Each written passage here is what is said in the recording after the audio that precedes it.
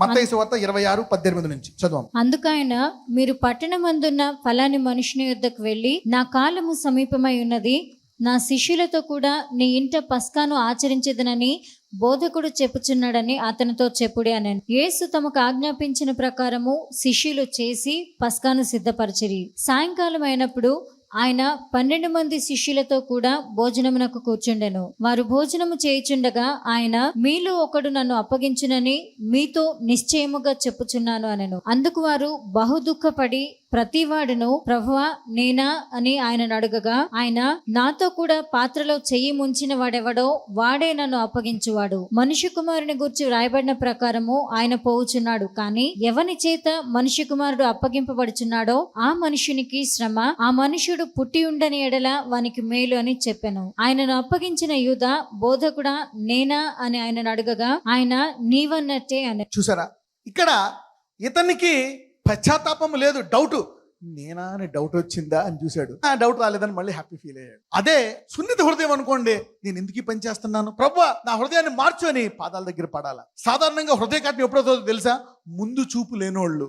When there is no vision people perish. అందుకనే పరిశుద్ధాత్ముడు చేయు పని ఏంటో తెలుసా? రాబో సంగతులను నీకు బయలుపరుస్తాడు. He will tell you the future things. అంటే ఇతడు 30 నాణాలకి యేసయ్యను అమ్మేశాడు, కానీ వాళ్ళకి తెలీదు. ఆ తర్వాత మీరు ఆయన సాక్షులైన తర్వాత ప్రజలు వారి పాదాల దగ్గర పడేస్తారని తెలియక 30 నాణాలకు అమ్మేశాడు. దీనికి కారణం ఏంటి? హృదయం ఏమైపోయింది? కఠినమైంది. His heart became hard because he didn't know the future. He doesn't see the future. కానీ ఇంకొకటి, ఇతను ఒప్పుకుంటున్నాడా? ఒప్పుకోట్లే. చూద్దాం లూకాసు వార్త 22:3. అంతటా 12 మంది శిష్యుల సంఖ్యలో చేరిన ఇస్కరియోతు అనబడిన యూదాలో సాతాను ప్రవేశించాడు. ఆగండి, ఇస్కరియోతు యూదాలో ఎవరు ప్రవేశించారు? సాతాను. పేతురులో కూడా సాతాను ప్రవేశించాడా లేదా? ఎంతమంది తెలుసు పేతురులో ప్రవేశించాడని? యేసుప్రభు వారు పేతురుని చూసి ఏమంటారు? సైతానా పొమ్ము అంటారు. మరి యూదాలో ప్రవేశించింది, పేతురులో ప్రవేశించింది, మరి అందరూ తిరస్కరించారు. వాళ్ళలో కూడా ప్రవేశించిందా లేదా? ప్రవేశించింది. చూద్దాం. Let us now study this.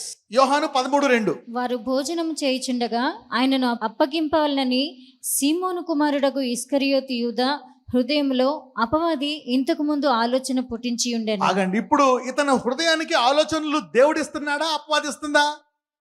అపవాది. So his counsellor is not the holy spirit, the devil became his counsellor. కానీ నేను ఎవరిని? నేను యోహాన్నా, బాప్తిజం ఇచ్చి యోహాన్నా, ఏలియానా అంటే పేతురు ఏం చెప్పాడు? నీవు దేవుని కుమారుడైన క్రీస్తు అని చెప్పాడా లేదా? అప్పుడు యేసయ్య ఏమంటాడు? రక్త మాంసములు బయలుపరచలేదు, ఎవరు బయలుపరిచారు? తండ్రి. అంటే పేతురు అడ్వైజర్ ఎవరు? తండ్రి. కానీ సైతానుడు ఎవరిలో దూరాడు? పేతురులోని దూరాడు, యూదాలోని దూరాడు. You getting me now? Okay, సరే, ఇద్దరిలోకి వెళ్ళాడు. కానీ యూదా హృదయము కఠినమైనది, పేతురు హృదయము సున్నితమైన. సున్నిత హృదయం అప్పుడప్పుడు పడిపోవచ్చు, కానీ నిలకడగా దేవునిలోనే ఉంటారు. చూద్దాం వాళ్ళకి వీళ్ళకి తేడా ఏంటో. ఇక్కడ యూదాకి ఇంకొక పేరు ఉంది. యూదా ఎవరంట? యూదా దొంగ. అంటే ఇతను 3.5 సంవత్సరాలు ఇన్ని అద్భుతాలు చూసి, ఇన్ని ఆశ్చర్యకార్యాలు చూసి, యేసుప్రభు వారు ఇన్ని రొట్లను ఇంత పంచి పెడుతున్న ఆ శక్తి నాకు కావాలని అడగకుండా తన హృదయాన్ని ఏం చేసుకున్నాడు? కఠినమైంది. His heart became hard. ఇతను ఎప్పుడు కూడా నేను దొంగను అనుకున్నాడా? దొంగ ఎప్పుడు కూడా నేను దొంగను అనుకోడు. ఎప్పుడైతే నేను దొంగ అనుకుంటాడో ఆ రోజు అతను మనసు మారడం మొదలవుతుంది. కన్ఫెషన్.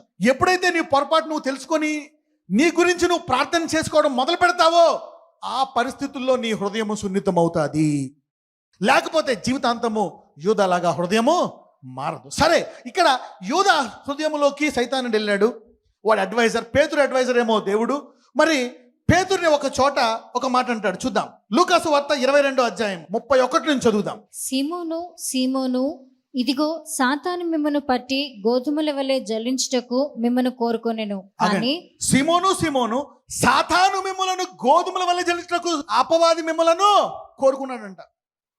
అయితే ఇదే అపవాది ఎవరిని కోరుకున్నాడు? వారిలో ప్రవేశించి యూదాలో. సో ఒకరి గురించి చూద్దాం. 11 పేతురు, యూదా. పేతురులో ప్రవేశించాడు, యూదాలో ప్రవేశించాడు. ఇద్దరు దేవుని శిష్యులే.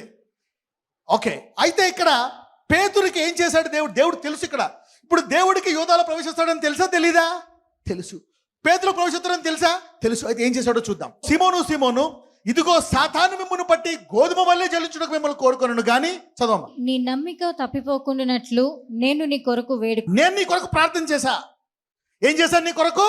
నీ బలహీనత కొరకు నేను ప్రార్థించా.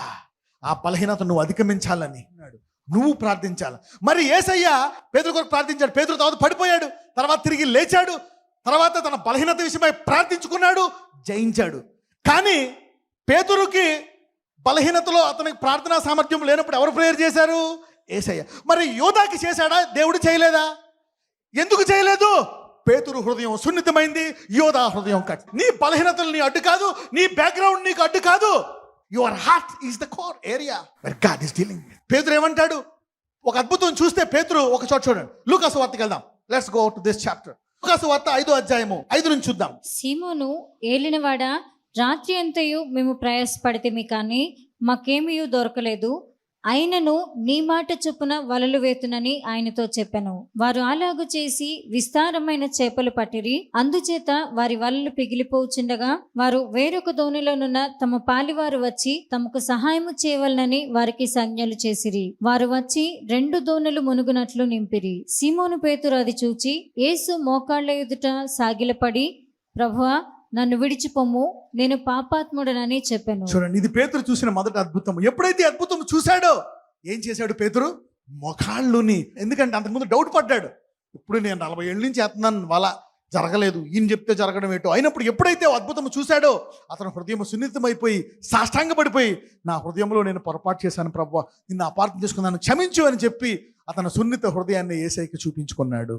కానీ ఇన్ని అద్భుతాలు చూసిన యూదా ఎప్పుడైనా దొంగతనం మానేశాడా? మానలే. ఒక్కసారి కూడా యేసయ్య దగ్గరికి వెళ్ళి, యేసయ్య నన్ను మార్చు అని అడిగాడా? పశ్చాత్తాపడ్డాడా? పడలే. అందుకే అతను ఫిక్స్ అయిపోయి ఆ పిలుపు నుంచి తీసివేయబడ్డాడు. ఎన్ని బలహీనతలున్నా పేతురు మళ్ళా బలం పొందుకొని మళ్ళా బండ అయిపోయి సంఘమునకు నడిపించే సారథిగా మారిపోయాడు పేతురు. So the heart is the core. ఈ రోజు ఎవరైతే సంఘానికి వచ్చి ఈ వాక్యం విని హృదయాన్ని సున్నితం చేసుకుంటున్నారో, నీ ఎన్ని బలహీనతలు ఉన్నా ఈ రోజు నీ సున్నిత హృదయాన్ని బట్టి దేవుడు నీకు ప్రార్థించి ఈ రోజు నుంచే నేను ఆశీర్వదించడం మొదలు పెడుతున్నాడు. You see that now. ఈ రోజు నుంచే నా హృదయం మారిపోతుంది, నేను మారిపోతున్నా అని చెప్పండి. ఈ రోజు నీటి వెయిట్. ఇప్పుడు చెప్పండి, క్యాలెండర్ మారితే మారుతుందా? పరిస్థితి హృదయం మారితే మారుతుందా? నీ హృదయం సున్నితమైందా? కష్టాల్లో ఉన్నావా? బాధల్లో ఉన్నావా?